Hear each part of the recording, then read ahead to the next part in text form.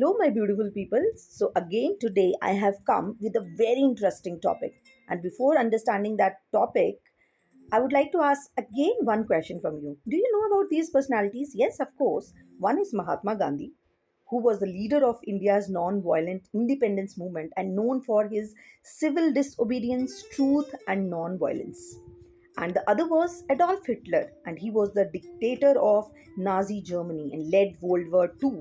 And he was known for his extreme nationalism, propaganda, and mass violence.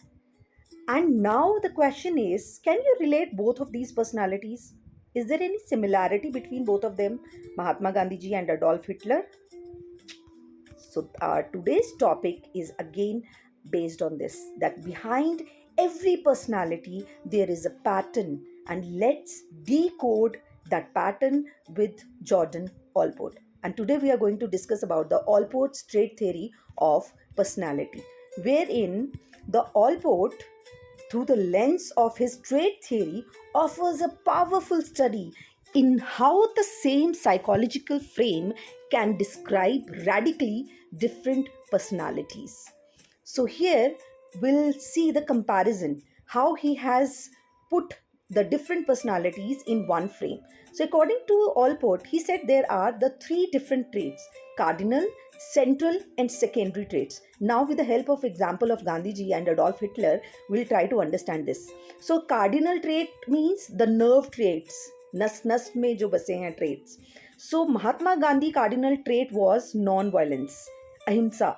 His entire life revolved around peace, truth, and civil disobedience. Whereas Adolf Hitler, he was known for dominance and fanatical nationalism. His identity was shaped by power, control, and racial ideology. Wherein, if we'll talk about central traits, Mahatma Gandhi was truthful and honest, compassionate and empathetic, and self disciplined. Whereas the Adolf Hitler, he was the authoritarian, obsessive, charismatic, manipulative, and little emotionally unstable person.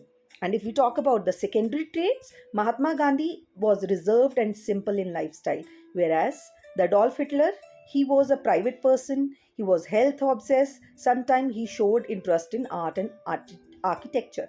So now we'll try to understand in detail the Allport theory and how we connect it with the different people.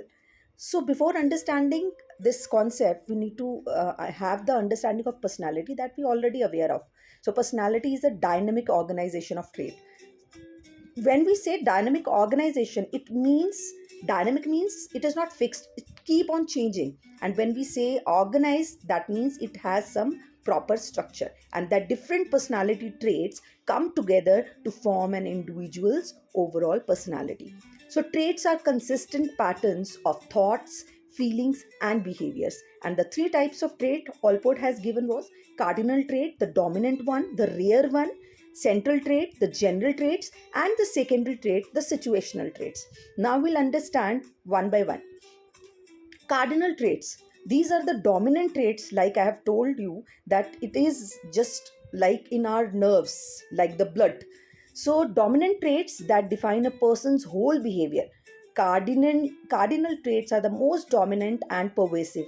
Pervasive means which is present everywhere. Wherever you go, that trait of yours, that cardinal trait of yours, it shows to everybody. And this is in the person's personality. And these traits are so influential that they touch every aspect of person's life, from their belief to their behavior and interactions. It is rare, but when present, the trait become a defining characteristics. For example, you can see this picture, I'm always right.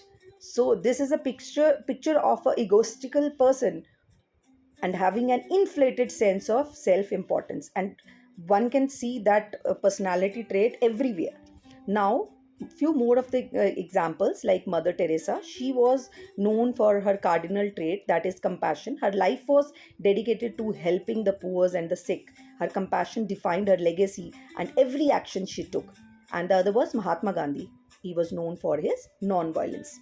Now we'll talk about the central traits. Central traits are like, these are found to some degree in everyone.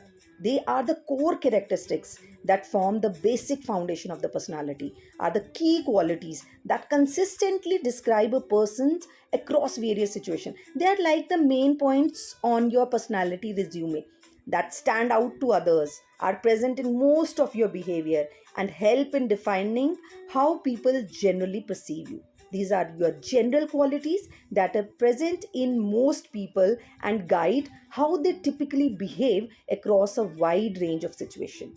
Usually, a person has around 5 to 10 central traits that define them, and these traits help describing the typical behavior of an individual. For example, the honesty tells the truth even when it's difficult. Loyalty stays committed to friends, families, or any cause. Sociable enjoys engaging with people and forming relationships.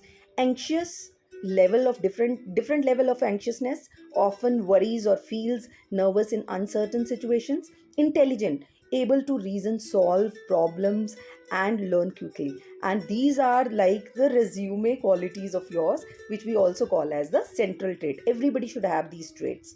And the last one is the secondary trait.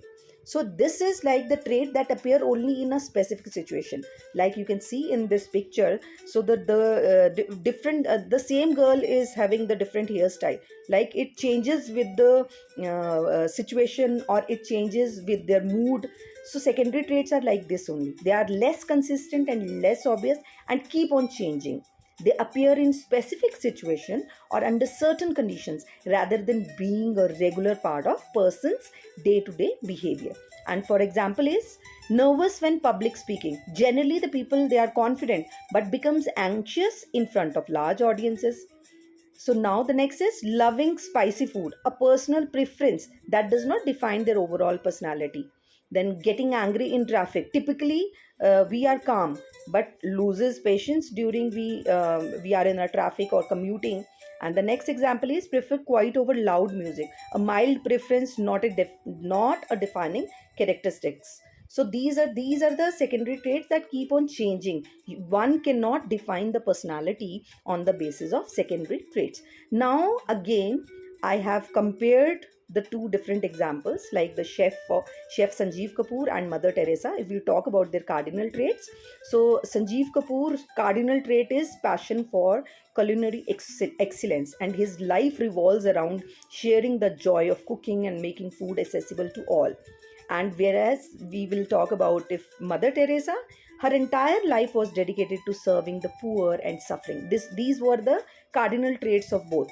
And if we talk about central trait, Mother Teresa, she was having selfless dedication, the resilience, and that spiritual powers in her. And wherein Sanjeev Kapoor, the central traits were like he is creative, innovative, patient, humble, and a great educator.